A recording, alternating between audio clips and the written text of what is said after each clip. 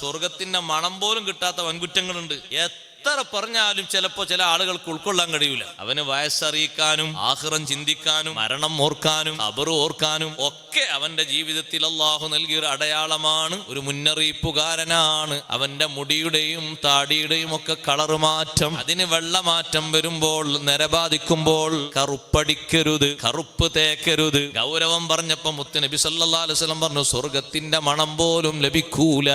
വൻകുറ്റമാണ്, ചെറുദോഷമല്ല. ഒരൊറ്റ പ്രാവശ്യം സംഭവിച്ചു പോയോ തൗബയില്ലാതെ അല്ലാഹു പൊറുക്കൂല.